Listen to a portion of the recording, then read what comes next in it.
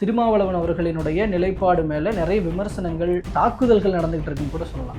அந்த வகையில் திருமாவளவன் அவர்கள் ஒரு பணத்திற்கு விலை போயிட்டார் இப்படிங்கிற மாதிரியான ஒரு பொத்தாம்பொதுவான குற்றச்சாட்டு. விசிக என்ன சொல்லிக்கிறாங்க? அரசியலில் இது போல் நடக்கிறது யதார்த்தம். இதை வைத்துக்கொண்டு திருமாவளவன் துரோகி என்று சொன்னால் அப்போ நீங்கள் யாருங்கிற கேள்வி நாங்கள் கேட்க வேண்டிய வரும்ல. வாக்களித்த மக்கள் தாவேகாவுக்கு எதிரான மனநிலை கொண்டவர்கள். அவங்களுடைய வாக்குகளை நீங்கள் வாங்கிட்டு கடைசியில் தாவேகா அரசுக்கு நீங்கள் ஆதரவு கொடுக்குறீங்க அப்படின்னா இது வாக்களித்தவர்களுக்கு செய்கிற துரோகம் இல்லையா அப்படின்னு கேட்குறாங்க. நீங்கள் எல்லாம் போய் ஆதரவு தெரிவிங்கன்னு சொன்னது யாரு? ஸ்டாலின். திருமாவளவன் துரோகி என்று சொன்னால் அந்த துரோகத்திற்கு முதல் அச்சாணியாக இருந்தது யாரு? ஸ்டாலின் தானே. ஆதவர்ஜுனா வருகைக்கு முன்பு திருமாவளவனுடைய நிலைப்பாடுகளும் எடுக்கிற முடிவுகளும் ஒரு மாதிரி இருந்தது. அதற்கப்புறம் முடிவுகள் எல்லாமே அவங்களுடைய நலன் சார்ந்ததா இருக்கு அப்படிங்கிற மாதிரியான பாதையில திருமாவளவன் பயணிக்க ஆரம்பிச்சிட்டாரு அப்படின்றாங்க. அது என்ன? ஆதவர்ஜுனா இன்ஃப்ளூயன்ஸ் பண்றாரா திருமாவளவன் அவர்களை? விசிகால இருந்து வெளியே போனதுக்கு அப்புறம் தாவேகாவையும் நாம் தமிழர் கட்சியையும் ஆர்எஸ்எஸ்னுடைய பிள்ளைகள்னு சொன்னாங்க. இப்போ போய் கூட்டணி சேரும்போது ஆர்எஸ்எஸ்ஸின் பிள்ளைகள்னு தெரிய வரலையா? அப்ப இவருடைய நோக்கம்லாம் எங்க வருதுன்னா, சமூக நீதி கோட்பாட்டில் உள்ளவங்க முஸ்லீம் லீக் ஒரு காலத்திலேயே பிஜேபிக்கு சப்போர்ட் பண்ணாது. அப்ப இப்படி சமூக நீதி களத்தில் உள்ளவங்களை, நம்ம கருத்தியல உள்ளவங்க ஆன்டி பாசிஸ்ட் மூவ்மெண்ட்ல அவர் என்ன செய்யறாரு? ஆதரவை கேட்கும் போது எட்டி உதைத்து விட்டு அவரை இன்னும் ஆர்எஸ்எஸ் பக்கம் போங்கன்னு சொல்லி தள்ளி விடுறது அரசியல் யுக்தியா? தாவேகா கூட இன்னும் கூட்டணி போகலை. அதனுடைய இப்போ அமைச்சரவையில் இடம் பிடிச்சாச்சு. இந்த பக்கம் திமுகவும் அந்த பக்கம் போனவங்களாம் திமுக கூட்டணிலாம் இல்லை அப்படிங்கிறது திமுகவோட நிலைப்பாடாக இருக்குது. இப்போ விசிகாவினுடைய அடுத்த கட்ட நகர்வு தான் என்ன? இப்போ இந்த தாவேகாவோட கூட்டணி அமையுமா அமையும்? ஆசிச பாஜக எந்த கூட்டணியில் இருக்கிறதோ அதுக்கு நேர் எதிரான கூட்டணி நாங்கள் இருப்போம். இப்போ நாங்கள் டிக்ளேர் பண்ணி சொல்கிறோம். சரியா? அதே ஹைலைட் பண்ணி வேணா போடுங்க. இதே தாவேகா பிஜேபியோட டைப் வச்சான்னு வைங்களேன், முதல்ல நாங்கள் தான் இருப்போம்.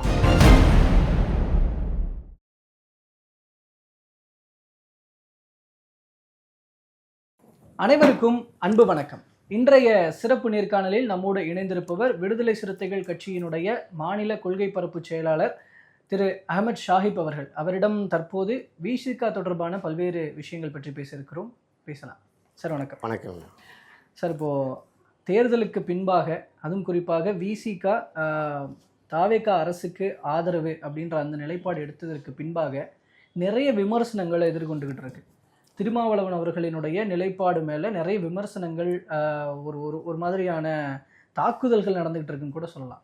அந்த வகையில் திருமாவளவன் அவர்கள் ஒரு பணத்திற்கு விலை போயிட்டார், சோஃபா மாடல் அரசை பின்பற்றுகிற சோஃபாவுக்கு விலை போயிட்டார் இப்படிங்கிற மாதிரியான ஒரு பொத்தாம்பொதுவான குற்றச்சாட்டு.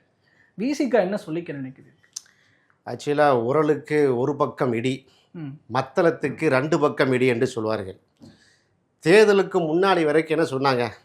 எங்கள் கட்சியும் எங்கள் தலைவரையும், நீங்கள் திமுகவுக்கு பயங்கரமாக முட்டு கொடுக்குறீங்க, திமுகவுடைய அடிவருடியாக இருக்கிறீங்க, நீங்கள் தான் திராவிட மாடலுக்கு அச்சாணியாக கேடையாமல் இருக்க, நீங்கள் வெளியே வர மாட்டேங்கிறீங்க, எல்லாரும் எங்கிட்ட கேட்டாங்க. அறிவாலய அடிமை, நாங்கள் அறிவாலய அடிமை அளவுக்கு சொன்னாங்க.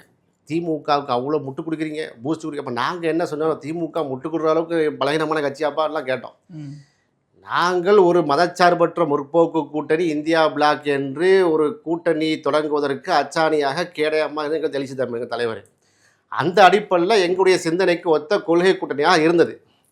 அதனால் நாங்கள் இருந்தோம், குறைய சீட்டை பெற்றுக்கொண்டு இருந்தோம். அப்போ என்ன சொன்னாங்க? வெளியே வாங்க, கூட்டணி விட்டு வெளியே வாங்கன்னு சொன்னவங்க இன்றைக்கு தாவேகாங்கிற ஒரு மக்கள் அதிகமாக வாக்களித்து ஒரு அரசு அமைந்திருக்கிறது. அரசு அமைவதற்கு நாங்களும் சேர்ந்து துணையாக இருந்திருக்கிறோம். அது எங்களுடைய கூட்டணி கட்சி தலைவர் ஸ்டாலினுடைய ஒப்புதலோடு. அது எல்லாத்துக்கும் தெரியும். இப்போ என்ன சொல்கிறாங்க? பார்த்தீங்களா, திமுக நீங்கள் துரோகம் செஞ்சிட்டீங்க, திமுக ஆக்சுவலி இது என்ன நிலைப்பாடு? இது வெட்ட நிலை இல்லையா? அது அப்போ உங்களை வெளியே வாங்கன்னு சொன்னவங்களும் இப்போ உங்களை விமர்சிக்கிறவங்களும் ஒண்ணு கிடையாது. ஒண்ணுதான். விமர்சிக்கிறவங்க திமுக ஆதரவாளர்கள். திமுக இல்லைங்க. எங்களை யாரு அன்னைக்கு விமர்சனம் பண்ணாங்களோ அவங்க இன்னைக்கு என்ன செய்திருக்கணும்? சூப்பர் திருமாவளவன், அருமையா. எத்தனைங்க நாங்கள் சொன்னோம், நீங்க முன்னாடியே வெளியே வந்திருந்தா நீங்க ஒரு 40 சீட்டு 50 சீட்டு தாவேக்கில் வாங்கியிருக்கலாமேன்னு சொல்லி தான் மனசாரி இருக்கும். என்ன சொல்றாங்க? அதே சேனல், அதே தொலைக்காட்சியில் என்ன பண்ணுறாங்கன்னா பார்த்தீர்களா அப்படின்னு சொல்லி எங்களை வன்மமாக பேசினாள் என்று சொன்னால், இவங்கெல்லாம் அரசியல் ஆலோசகர்களா, இவங்கெல்லாம் அரசியல் விமர்சகர்களா, இதெல்லாம் மெயின் ஸ்ட்ரீம் ஊடகங்களா நாங்கள் கேள்வி எங்கே கேட்க வேண்டியதாக இருக்கா இல்லையா? குறைந்தபட்சம் என்ன செஞ்சுருக்கணும், உங்கள் நிலையில் நீங்கள் ஸ்டாண்டில் சரியாக இருந்திருக்குன்னா சரியாக செஞ்சுக்க திருமாவளவன். இப்போ தான்ப்பா கூட்டணி விட்டு வெளியே வந்திருக்காருன்னு சொல்லியிருக்குமா? நாம சொல்லலை. அப்போ இதுலேருந்தே தெரிகிறது, நாங்கள் எந்த நிலைப்பாட்டை எடுத்தாலும் இவர்கள் எங்கள் மீது, விசிகாவுடைய கொள்கையின் மீது, எங்கள் கட்சியின் மீது, எங்கள் தலைவர் மீது பாய்ந்து பிராண்டுவார்கள். இவர்களுக்கு எந்த கொள்கையும் கிடையாது. விசிகா விமர்சனம் பண்ணணும், அதை ஒன்று தான் கொள்கை. விசிகா என்ன செய்யுது, பாசிசத்துக்கு தான் களமாடி கொண்டிருக்கிறது. சமூக நீதி களத்தில் வந்து நாங்கள் வந்து முன்னணியில் இருக்கிறோம், எங்களை அடித்து சமட்டணும் அப்படிங்கிற ஒற்றை கொள்கையில் தான் சிலர்கள் செயல்படுகிறார் என்று இதுல என்ன தெளிவா தெரியுதா இல்லையா உங்களுக்கு? இல்ல, இப்போ வாக்களித்தவர்கள் எல்லோரும், வாக்களித்த மக்கள் தாவேகாவுக்கு எதிரான மனநிலை கொண்டவர்கள். அவங்களுடைய வாக்குகளை நீங்க வாங்கிட்டு கடைசியில தாவேகா அரசுக்கு நீங்க வந்து ஆதரவு கொடுக்குறீங்க அப்படின்னா இது வாக்களித்தவர்களுக்கு செய்யற துரோகம் இல்லையா அப்படின்னு கேட்கறாங்கல்ல. கேட்கறது யாரு? இப்படி கேட்கறது யாருன்னு கேட்டான். தேசிய தௌஹீத் கூட்டமைப்பை சேர்ந்த ஒருத்தர் கேட்கிறாரு, ஜைனுல் அபுதீன் அப்படின்றவரு. தெளிவாக கேட்கணும்ல. நான் அந்த வீடியோவை பார்த்தேன். சகோதரர் பிஜே அவர்கள் வந்து அந்த வீடியோ வெளியிட்டிருக்காங்க. அதில் மிக கரடுமுறையான வார்த்தைகள்லாம் வந்து சொல்லியிருக்கிறாங்க. நீங்கள் கேள்வியாக கேட்டால் நான் அதை பதில் சொல்லுவேன் இந்த டைமில். இப்போது இப்படி விமர்சனம் பண்ணக்கூடியவர்கள் கடந்த கால வரலாற்று பார்க்கணுமா இல்லாமா? மூப்பனார் இருந்தாங்க 1996, தமிழ் மாநில காங்கிரஸ். எந்த கூட்டணியில் நின்று வெற்றி பெற்றார், எந்த கூட்டணிக்கு போனார்? வைகோ இருந்தாங்க 99, எந்த கூட்டணியில் இருந்தார், எந்த கூட்டணிக்காக பிரச்சாரம் பண்ணார், எங்கே வெற்றி பெற்றார்? இதெல்லாம் கடந்த கால வரலாறுகள். அரசியலை பொறுத்தவரையில் ஒரு கூட்டணியில் இருப்பதும் அதில் வெற்றி பெறுவதும், இது போன்ற அரசு அமையும் போது ஆதரவு கொடுப்பது என்பதும் தமிழ்நாட்டு அரசியலில் மட்டுமில்லை, இந்திய தேசிய அரசியலில் ஒரு சாதாரணமான விஷயங்க. இப்போ உதாரணமாக வந்து எடுத்துக்கிறேங்க, சந்திரபாபு நாயுடு என்ன செஞ்சுருக்காரு, இப்போ இன்னைக்கு மோடிக்கு வந்து பண்ணியிருக்காரு. உடனே சந்திரபாபு நாயுடு என்ன செய்யலாம், பிராண்டு என்ன செய்கிறாங்க, அப்படியாங்கிறாங்க. இதே மாதிரி காங்கிரஸ் நடந்திருக்கு. காங்கிரஸ் ஆட்சி அமைக்கும் போது இது மாதிரி நடந்திருக்கா இல்லையா? தேசியவாத காங்கிரஸ் வந்து காங்கிரஸ் எதிரான சிந்தனை உள்ளவங்க இப்போ காங்கிரஸோட இருக்காங்களா இல்லையா? மம்தா பானர்ஜி திரிணாமுல் காங்கிரஸ் விட்டு வெளியே வந்த கட்சி, காங்கிரஸுக்கு ஒத்துழைப்பாக இருக்காங்க இல்லையா? அப்போ பொலிட்டிக்கலில் வந்து அரசியலில் இது போல் நடக்கிறது வந்து யதார்த்தம். இதை வைத்துக்கொண்டு நீங்கள் என்ன சொல்லலாம்னா இது சரியில்லை, இந்த நிலைப்பாட்டை விளக்கணும், நீங்கள் அந்த கேள்வி கேட்க முடியுமே தவிர இதை வைத்துக்கொண்டு திருமாவளவன் துரோகி என்று சொன்னால் அப்போ நீங்கள் யாருங்கிற கேள்வி நாங்கள் கேட்க வேண்டிய வரும்ல. இப்போ சகோதரர் நீங்கள் சொல்லக்கூடிய அண்ணன் பிஜேயை பொறுத்த வரைக்கும் நீங்கள் ரொம்ப நெருக்கமானவர். என்னை அவருக்கு தெரியும், அவருக்கு நமக்கு தெரியும். கடந்த 30 ஆண்டு காலமாக நம்ம மனுஷனுக்கு அவர் பார்த்து கொண்டிருக்கிறோம். சகோதரர் பிஜே அவர்களுடைய நிலைப்பாட்டிலே நிறைய விஷயங்கள் முரண்பட்டு இருக்கா இல்லையா அப்படின்னு நான் சொல்லலை. சகோதரர் பிஜேவோடு பயணித்தவர்கள், அவருக்கு கேடயமாக இருந்தவர், அவருடைய வளர்ச்சியில் பங்கு கொண்டவர்கள், நட்பு கொண்டவர்கள், இப்போ எல்லாம் வந்து அவர் முரண்பட்டு அவரை துரோகி என்று சொல்லக்கூடிய அளவுக்கு அவர் இருக்காரா இல்லையா? இப்போ இன்றைக்கி பேட்டி கொடுத்தது ஒரு தொலைக்காட்சியில், ஓப்பரா சொல்ல சன் டிவியில் பேட்டி கொடுத்தாரு 3/4 மணி நேரம். நீங்கள் நேர்மையாக சொல்லுங்கள், ஒரு சன் டிவியில் நீங்கள் போய் 3/4 மணி நேரம் ஸ்லாட் எடுத்து பேச முடியுமா? எவ்வளோ பெரிய அரசியல்வாதியாக இருக்குது. ஒரு பெரிய லீடர்ஸ் கொடுக்க வேண்டிய டைம் அவங்களுக்கு கொடுக்குறாங்க. அந்த டைமில் தீவிரவாதி என்று சொல்கிறார்கள் சன் டிவி. சன் டிவியை புறக்கணிக்க வேண்டும் முற்றுகையிட்டவர் தான் இந்த சகோதரர் பிஜே. இன்றைக்கு அதே சன் டிவி வந்து எப்படி பிஜேக்கு ஸ்லாட்டு கொடுத்தாங்க, இத்தனை வருஷமா இல்லாத இன்றைக்கு சகோதரர் பிஜேயை கூப்பிட்டு வைத்து நீங்க திருமாவளவன் இல்ல அப்படின்னா திமுகவே அதை பேச வைக்குதுன்றீங்களா? ஏன்னா முதல்வர் அவர்களினுடைய அனுமதியோடு தான் வந்தோம், அனுமதி பெற்றோம், பேசணும், பேசிட்டு தான் சொல்லிட்டு தான் வந்தோம்னு திருமாவளவன் அவர்கள் சொல்றாரு. அப்படி இருக்கும்போது திமுக எதற்கு விமர்சிக்கணும்? இந்த கேள்வி தான் நாங்கள் அவரை பற்றி கேட்குறோம். அதாவது திருமாவளவன் மட்டும் எங்கள் தலைவர் எழுச்சி தமிழர் மட்டும் அவர் துரோகின்னு சொல்லவில்லை, முஸ்லீம் லீக்கும் துரோகிங்கிறார், பேராசிரியர் காதர் மீதும் துரோகின்னு சொல்கிறார். அதுக்கு சொல்லக்கூடிய காரணத்தை நீங்கள் பாருங்கள். இப்போ துரோகம் அப்படின்னு சொல்கிறதுக்கு 2 விஷயம் இருக்கிறது. ஒன்று, யாருக்கு துரோகம் செய்தார், செய்த துரோகம் என்ன, 2ஐயும் விளக்கணும். அவர் அதை சில படாமல் விளக்கியிருக்காரு, அது துரோகத்தை பட்டியலே வரல. இப்போ யாருக்கு துரோகம் செய்தோம்? சகோதரர் பிஜேடைய கருத்துப்படி நாங்கள் திமுகவுக்கு துரோகம் செஞ்சுருக்கோம், அப்படி தானே?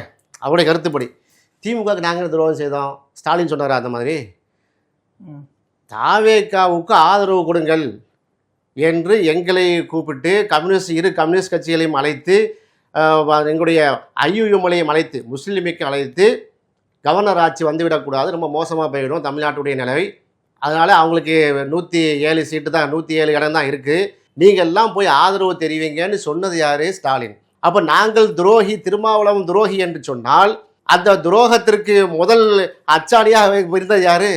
ஸ்டாலின் தானே? ஸ்டாலினே சொல்லலையே. அப்போ ஸ்டாலின் சொல்லாத ஒரு விஷயத்தை ஏன் பிஜே சொல்கிறார்? இது பாயிண்ட் நம்பர் 1ங்க. 2வது, இவர்கள் வந்து என்ன சொல்றாருன்னா, இப்படி அப்படி ஆதரவு கொடுக்கறதே தப்பு, அது என்ன வெளியில இருந்து ஆதரவு அப்படிங்கிற இதெல்லாம் அந்த அதில் கேட்பார். வெளியில இருந்து ஆதரவு என்ன, உள்ள இருந்து ஆதரவு? இது அமைச்சரவையில் இடம் பெற்றுட்டாலே நீங்க கூட்டணியில இருக்கீங்கன்னு தான் அர்த்தம். ஒரு அமைச்சரவையில் இடம் பெற்று விட்டோம், சரியா, வாபஸ் வாங்க முடியாதா? தாராளமங்கலமை தலைவர் சொல்லியிருக்காரு, அமைச்சரவை இடம் பெற்று விட்டாலே நாங்கள் அப்படி போய் அடிமை சாசனம் வந்து அப்படிலாம் ஒன்று கிடையாது, எங்களுக்கு தேவைப்பட்டால் அமைச்சரோடு வெளியே வரவும் செய்வோம்னு வெளிப்படையாக சொன்ன பிறகும் வருத்தம் தெரிவிக்கலையே. இவ்வளோ தெளிவாக திருமாவளவன் இருக்காரு, நான் கூட என்ன செஞ்சுட்டேன், இதை கவனிக்காமல் நான் பேசிவிட்டேன் அப்படின்னு சொல்லி ஒரு வருத்தம் தெரிவிச்சிருக்கணும். இல்லை, சரி, இப்படி சொல்லக்கூடிய சகோதரர், நான் திரும்பவும் சொல்கிறேன், நம்ம பிஜேக்கு எதிரான ஒரு கருத்தை படினா இல்லை, இது உங்களை போன்று பல பேர் என்கிட்ட கேட்டாங்க. நாம் கூட சரி இது பொருட்டாக கருதாமல் கடந்து சென்று விடுவோம் தான் இருந்தோம். உங்களை போன்ற சமூக ஆர்வலர்கள், ஊடக நண்பர்கள் வந்து நிறைய பேர் ஃபோன் பண்ணி கேட்குறாங்க, இது என்ன சப்ஜெக்ட், நீங்கள் அவங்க அமைதியாக இருக்கிறீங்க. சரி, அதை ஒரு பொருட்டாக கருத வேணாம். முஸ்லீம் சமூகம் திருமாவளவன் ரொம்ப தெளிவாக இருக்குது. எழுச்சி தமிழர் யார், விசிகா யார் என்பதை, விசிகா இப்படிப்பட்ட கட்சி என்பதை வந்து பொது சமூகம் தெளிவாக விளங்கியிருக்கிறது. இல்லை, அப்படிப்பட்ட பிம்பத்தில் தான் இப்போ ஆதவர்ஜுனா வருகைக்கு முன்பு பின்பும் வேற வேற கதையாக இருக்குது அப்படின்றாங்கல்ல. இப்போ ஆதவர்ஜுனா வருகைக்கு முன்பு திருமாவளவனுடைய நிலைப்பாடுகளும் எடுக்கிற முடிவுகளும் ஒரு மாதிரி இருந்தது, அதற்கப்புறம் முடிவுகள் எல்லாமே வந்து வேற மாதிரி இருக்கு, அது அந்தந்த சூழல்கள் சார்ந்ததா இருக்கு, அவங்களுடைய நலன் சார்ந்ததா இருக்கு அப்படிங்கிற மாதிரியான அந்த பாதையில திருமாவளவன் பயணிக்க ஆரம்பிச்சிட்டாரு அப்படின்றாங்க. அது என்ன, ஆதவர்ஜுனா இன்ஃப்ளூயன்ஸ் பண்றாரா திருமாவளவன் அவர்களை? விசிகால இருந்து வெளியே போனதுக்கு அப்புறமும் கூட யாராலையும் இன்ஃப்ளூயன்ஸ் பண்ணக்கூடிய தலைவர் எங்க தலைவர் கிடையாது, அதை தெளிவுபடுத்தியிருக்கிறாரு. சரி, எந்த அடிப்படையில் ஆதவர்ஜுனாவை ஒரு கட் ஆஃப் பாயிண்டாக வந்து சகோதரர் பிஜே வைக்கிறாரு? இப்போ இவர் திமுகவுக்கு அது பொருந்துமே, திமுகவுக்கு சொல்லலாமா இல்லையா? எம்ஜிஆருக்கு முன்னாடியா பின்னாடியா வகைப்படுத்த அடியா? அதிமுகங்கிற கட்சி எங்கேருந்து வந்தது? திமுகலேருந்து வந்தது. யார் பிரித்து கொண்டு போனா? எம்ஜிஆர், புரட்சி தலைவர் எம்ஜிஆர் போனார்.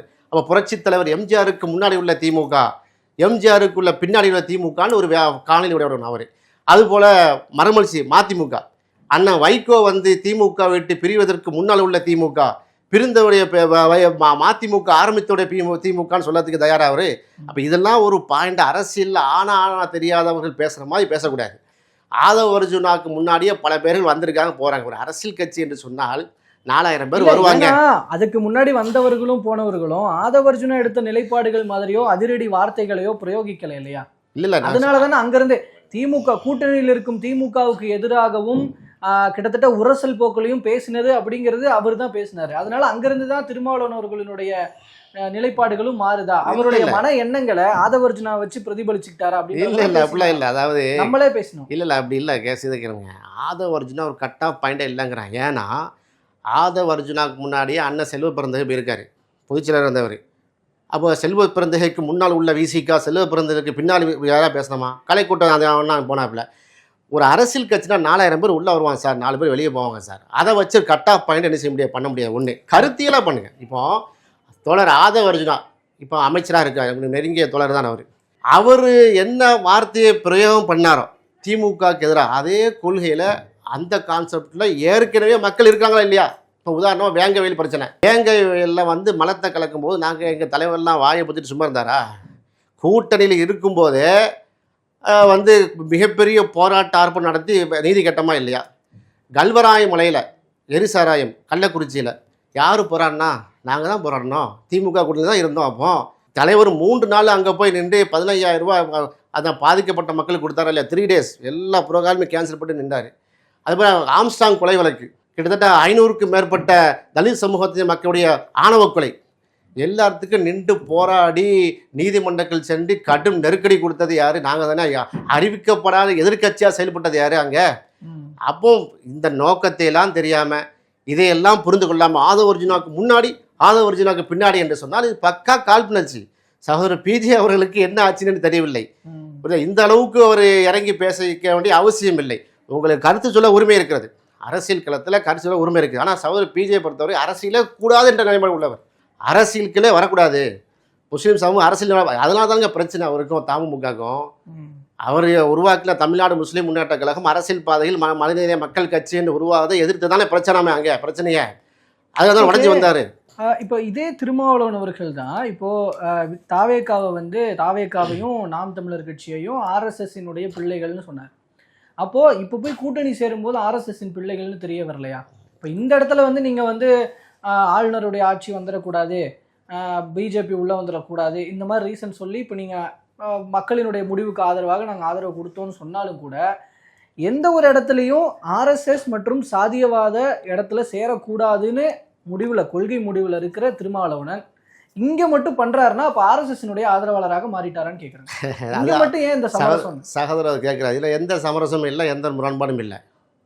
என்னன்னா, மதுரையில் பட்ட பகலில் வெட்ட வெளிச்சத்தில் பல்லாயிரக்கணக்கான மக்களை கூட்டி வைத்து கொண்டு தான் இந்த தலைவர் இந்த விஷயம் சொல்கிறார். எப்போது இந்த எலெக்ஷனுக்கு முன்னாடி உள்ள அந்த கேம்பெயின் அது சொல்லும்போது கூட பூனை கூட்டி வெளியே வந்துட்டு தெளிவாக எங்களுக்கு தெரிஞ்சுட்டு. ஏன்னா அந்த டைமில் பிஜேபியை ஒரு மருந்துக்கு கூட என்ன செய்யலை விஜய் வந்து விமர்சனம் பண்ணவில்லை.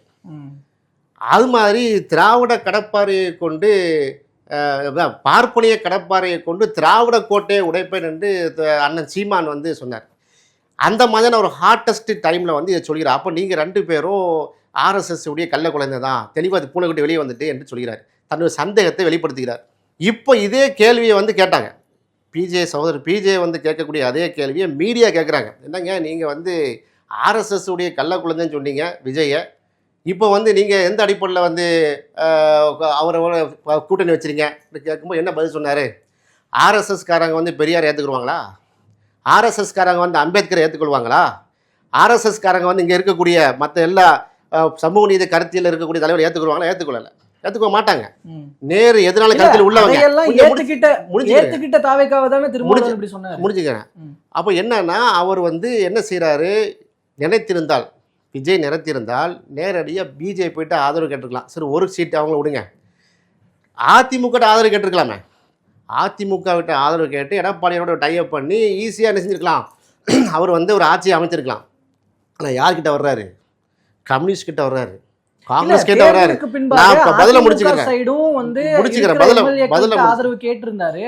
இங்க திமுக கூட்டணியிலிருந்து வந்த கம்யூனிஸ்ட் கட்சிகள் உள்ளிட்டோரெல்லாம் வந்து அது கூடாதுன்னு அழுத்தம் கொடுத்ததுனால தானே இப்போ அதிமுக கூட அந்த ஆதரவு கொடுக்குறேன்னு அந்த எம்எல்ஏக்களை உள்ள சேர்த்துக்கலன்றது தகவல். முடிச்சுக்கிறேன். அப்போ என்ன, அவருக்கு அப்படி ஒரு வாய்ப்பு இருந்தும் யார்கிட்ட வர்றாரு? நாங்கள் ஹார்ட் கோர் ஃபாசிச ஆன்டி ஃபாசிஸ்ட் மூமெண்ட் விசிகா பொறுத்தவரை விசிகாட்ட வர்றாங்க. கம்யூனிஸ்ட்டை பொறுத்த வரைக்கும் அவங்களும் ஃபாசிசத்தை எதிர்க்கக்கூடியவங்க, பிஜேபி ஆன்டி பிஜேபி பாலிசியில் உள்ளவங்க, அவங்ககிட்ட வர்றாங்க. அப்போ இவருடைய நோக்கம்லாம் எங்கே வருதுன்னா, சமூக நீதி கோட்பாட்டில் உள்ளவங்க. முஸ்லீம் லீக் ஒரு காலத்துலேயும் வந்து பிஜேபிக்கு சப்போர்ட் பண்ணாது.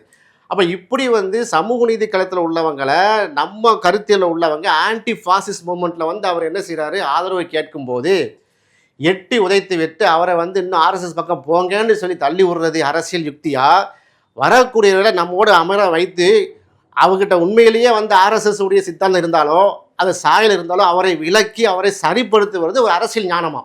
அப்போ சகோதரர் பிஜேபி ஆட்கள் என்ன செய்திருக்க வேண்டும்? இப்படி வெளிப்படையாக நீங்கள் இப்படி போட்டு வன்மமாக பேசுவதை விட எங்கள் எலிசி நம்பருக்கு ஃபோன் பண்ணியிருக்கலாமே. திருமாவளவனுக்கு ஃபோன் நம்பர் உங்கள்கிட்ட இல்லையா? என்ன திரும்ப நீங்கள் வந்து அவ்வளோ நெருக்கமானவர். அப்போ ஒரு ஃபோனை போட்டு இப்படி வந்திருக்கீங்களா, என்ன விஷயம், அது எதாவது நெருக்கடி இருக்கா, நேரில் பேசியிருக்கலாமே. சரி, இவ்வளோ வந்து வன்மமாக பேசிய பிறகும், துரோகி என்று சொன்ன பிறகும் எங்கள் கட்சியிலேருந்து யாராவது எதிர்வினை ஆட்டினாங்களா? சகோதரர் பிஜே மேலே ஆற்றவில்லை. மிக கண்ணியமாக கட்டுக்கோப்பார். அதான் விடுதலை சிறுத்தைகள், இதான் எழுச்சி தமிழருடைய பாசில் உருவானவங்க. நான் கேட்குறேன், துரோகின்னு சொல்கிறார்ல, திருமாவளவன் துரோகம் செய்து விட்டார், விலை போய் விட்டார்லாம் சொல்கிறார்ல, எதில் விலை போயிருக்காரு? சிஏஏ, என்ஆர்சி, என்பிஆர், முஸ்லீம்களுடைய குடியுரிமை திருத்த சட்டம் வரும்போது நாடாளுமன்றத்தில் ஒலித்த அதே குரலை விட பல மடங்கு வந்து வீரியமாக என்ன செய்கிறாரு, நாடாளுமன்றத்தில் ஒலிக்கிறாரு, மக்கள் மன்றத்தில் ஒலிக்கிறார். தமிழ்நாடு ஃபுல்லாக ஆர்ப்பாட்டங்க, கேஸ் போட்டார் சுப்ரீம் கோர்ட்டில். யார்? எங்கள் தலை எழுச்சி தமிழர். அப்போ நன்றி சொன்னார் அந்த சகோதரி பிஜே, பெரிய தியாகிங்க அப்படி புகழ தேவையில்லை, பரவாயில்ல முஸ்லீம்களுடைய கழுத்திலுக்காக நிற்கிறாருன்னு ஒரு ஒரு நன்றியாக சொன்னாரா? இல்லையே. இப்போ துரோகி பட்டது வந்து வந்துட்டாரலாம் இல்லையா? சன் டிவியில் வந்து சொல்கிறார் துரோகி. அது போல் பார்த்தீங்கன்னா முத்தலாக் தடுப்பு சட்டம், எவ்வளோ பெரிய வீரியமான ஆர்ப்பாட்டங்கள் இப்போ ஒரு இஸ்லாமிய சமூகம் செய்ய வேண்டிய வேலையை திரும்ப செஞ்சார், எங்கள் தலைவர் செஞ்சார். அறிவிக்கப்படாத ஒரு இஸ்லாமிய இயக்கம் மோதி வந்து எங்கள் விசிக்கு வந்து களமிறங்கி போராடிச்சு. முத்தலாக் தடுப்பு சட்டம் என்பது வந்து முஸ்லீம்களுடைய உரிமையை பாதிக்கக்கூடியது. அப்போ இந்த சகோதரர் பிஜே எங்கே போயிருந்தாங்க? ஒரு வார்த்தை நன்றியாக சொன்னாரா எங்கள் தலைவருக்கு? கரெக்டுங்க, எங்களுடைய உள்ள குமரில் நீங்கள் ஓங்கி ஒழிக்கிறீங்க, செய்யலையே. அது மாதிரி பார்த்தீங்கன்னா ஹிஜாபு, அந்த எவ்வளோ பிரச்சனை வந்துச்சு. ஆமா. ஹிஜாபு விஷயத்தில் வந்து சகோதரர் பிஜேவுடைய டிஎன்டிஜே முன்னாள் அதை விட்டு உடஞ்சி வெளியே வந்து என்டிஎஃப்ல இப்போ என்டிஎஃப் தேசிய தௌஹீத் கூட்டமைப்பு வச்சிருக்காரு. அந்த நிர்வாகிகள்லாம் கைது செய்யப்பட்டாங்க. அதில் ஒரு நிர்வாகி வந்து என்னையே கைது செஞ்சது இந்த ஹிஜாப் விஷயத்தில் பேசுறதுக்காக வேண்டி. ஒரு மறுப்பா வெளியிட்டாங்களா? இல்லை. அப்போ என்னன்னு பார்த்தா திருமாவளவனை துரோகின்னு சொல்லக்கூடிய தவறாக சித்தரிக்கக்கூடிய இதே சகோதரர் பிஜே வந்து முஸ்லீம்களுக்காக நின்ற எந்த விஷயத்திலுமே வந்து வரலையே. வக்குப் திருச்ச சட்டம், வக்குப் திருச்ச சட்டத்துக்கு வந்து வக்குப்பு அதை வந்து கொள்ளடிக்கிறாங்க, கைப்பற்ற வர்றாங்க, சிறுபான்மையுடைய அந்த உரிமையை பறிக்கிறாங்க. வக்குப் தீர்த்த சட்டங்கிறது வந்து டுபாங்கூர் சட்டம், அது முஸ்லீம்களுக்கு எதிரான சட்டம் என்று உச்ச நீதிமன்றத்தில் வழக்கு வரைக்கும் போனார எங்கள் தலைவர். நன்றி சொன்னாரா சகோதரர் பிஜே? சரியே இல்லையா? அப்போ வந்து நீங்கள் அல்பமே 1992 பாபர் மசூதி உடைக்கப்படும் போதே முதல் குரல் எங்கே வந்துச்சு? பாபர் மசூதி உடைக்கப்பட்ட அதே இடத்துல கெட்டணும் சொன்னாரா இல்லையா? அப்போமாவது நீங்கள் வந்து நன்றி சொன்னாரா? அப்போ எதுலேயுமே நன்றி சொல்ல மாட்டீங்க. உங்களுக்காக வந்து நாங்கள் போராடிக்கிட்டே இருக்க வேண்டும் முஸ்லீம் சமூகத்திற்கு. ஆனால் நீங்கள் வந்து துரோகப்பட்டம் மட்டும் சுமத்துவேன் என்று சொன்னால் ஒரு இஸ்லாமியனாக நானே ஒத்துக்க மாட்டேங்க. எங்கள் சமூகம் இதை ஒத்துக்கிறாரு. இஸ்லாமிய சமூகம் இப்படிப்பட்ட சொல்றாருன்னா சமூகம் வந்து எல்லாம் நன்றி உணர்வோடு சரியாக தான் இருக்கிறாங்க. ஆனா அந்த சமூகங்களுடைய தலைவர்கள், சமூகங்களுக்காக பேசுகிற தலைவர்கள் சரியா இல்ல, சுயநலவாதிகளா இருக்கிறாங்க. சுயநலவாதியா? அது அவர் யாரு சொல்றாரோ ஐயுஎம்எல்லையும் குறிப்பிடுறாரு. அதுக்கு வர்றேன். இந்த ஐயுஎம்எல்ஏ தான் அவர் என்ன சொன்னாரு 2 மாசத்துக்கு முன்னாடி, எல்லா இஸ்லாமிய கட்சியும் கலைக்கப்பட வேண்டும், குறிப்பா எஸ்டிபி கட்சி கலைச்சிடணுமா. கட்சியை கலைச்சிட்டு எஸ்டிபிக்காரங்க நேராக என்ன செய்யணுமா, ஐயுஎம்ல சேர்ந்துடணுமா. தாய் சபையா ஐயுஎம் சொன்ன யாரு? சகோதரர் பிஜே அவர்கள். அதுபோல் தமுமுக மாமக அவங்களும் கலைச்சிடணுமா. எல்லா மாஜக எல்லா இஸ்லாமிய அமையும் கலைத்து விட்டு தாய் சபையாக இருக்கக்கூடிய ஐயும்ல போய் ஜாயின் பண்ணுங்க என்று சொன்னவர் சகோதரர் பிஜே. சொல்லி 2ஆம் மாசத்துல என்ன சொல்றாரு? பேராசிரியர் காதர் மீது துரோகிங்கிறாரு. என்னத்தை செய்ய சொல்றீங்க? அப்போ சமூகமெல்லாம் சரின்னா பிஜே எதில் இருக்கா? சமூகத்துக்கு வெளியே இருக்காரா? சகோதரர் பிஜே சரியில்லையா? இப்போ உதாரணமாக எங்களுக்கு வந்து 8 சீட் தந்தாங்க திமுக கூட்டணியில். நாமளே பேசியிருக்கோம். நீங்களே பல கிடுக்கு பொடி கேட்ட ஆண்களில் நீங்கள் தான் முதன்மையானவர். கோபி அண்ணன் தான். அந்த அளவுக்கு நெருக்கடி தந்து கேள்வி கேட்பீங்க. நாங்களும் என்ன செஞ்சோம், 25 சீட் வேணுங்க, 20 சீட்டாக வேணுமாங்க நம்ம கேட்டோம். அது அப்படி தானே கிடச்சி 8 சீட்டு. 8 சீட்டில் 2 தான் பொது தொகுதி. அந்த 2 பொது தொகுதியிலையும் ஒரு தொகுதி யாருக்கு கொடுத்தாரு? முஸ்லீமுக்கு கொடுத்தாரு. இந்த வாட்டி போன ட்ரிப் கிடைச்சது வந்து வெறும் 4 தொகுதி தான். விசிகாக்கு வெறும் 4 தொகுதி தான் தந்தாங்க திமுக கூட்டணியில். அந்த 4 தொகுதியிலையும் 2 பொது தொகுதி தந்தாங்க. அந்த 2 பொது தொகுதியிலையும் ஒரு தொகுதி வந்து யாருக்குன்னு சொன்னால் முஸ்லீம்களுக்கு. இந்த தலைவரை பார்த்து தான் சொல்கிறார், எழுச்சி தமிழரை பார்த்து சகோதரர் பிஜே அவர் துரோகி என்று சொல்கிறான்னு சொன்னால் இது எங்கள் முஸ்லீம் சமூகத்தின் கருத்து இல்லை. அது பிஜேவுடைய தவறான கருத்து. அது சகோதரர் பிஜேவுடைய தனிப்பட்ட கருத்து. கடைசி ஒன்று சொல்கிறேன், காகித மில்லத்து இன்றைக்கி முஸ்லீம் லீக்கை பற்றி தான் துரோகம் சொன்னார்ல, காகித மில்லத்து பிறை விருதுன்னு போட்டு வருஷம் முஸ்லீம் சமூகத்தில் தியாகம் பண்ணக்கூடியவங்க, சமூக நீதி களத்தில் இருக்கக்கூடியவங்களை அடையாளம் கண்டு வருஷம் மேடையில் ஏற்றி கௌரவப்படுத்தி விருது கொடுத்துட்டு இருக்காரு. எந்த தலித் அமைப்பா தலித் தலைவராக இப்படி செய்கிறாங்களா நாட்டில்? அப்படிப்பட்ட தலைவரை வந்து நீங்கள் துரோகி தடுமாட்டான்னு சொன்னால் அப்போ சகோதரர் பிஜேவுடைய தடுமாட்ட லிஸ்ட்டை போட்டால் என்ன ஆகும்? மனிதன் என்பது பலகீனமானவன் தான். அது சகோதரர் பிஜே ஒத்துக்குருவார். இப்போ நாங்கள்லாம் வந்து சகோதரர் பிஜேயை பார்த்து வளர்ந்த பிள்ளைகள். நாங்கள் இப்படி உட்காந்து பேசுகிறோம்னு சொன்னால் 90s 80s பிஜேருடைய அந்த கேசட்டுகள்லாம் நம்ம கேட்ட மார்க் அடிப்படையில் பல விஷயங்கள் அவரே முரண்பட்டிருக்காரு. உதாரணமாக எடுத்துக்கிறீங்களேன், AQH அகலே குர்ஆன் உல் ஹதீஸ், அது பிஜேயும் சேர்ந்து உருவாக்கிய ஒரு அமைப்பு.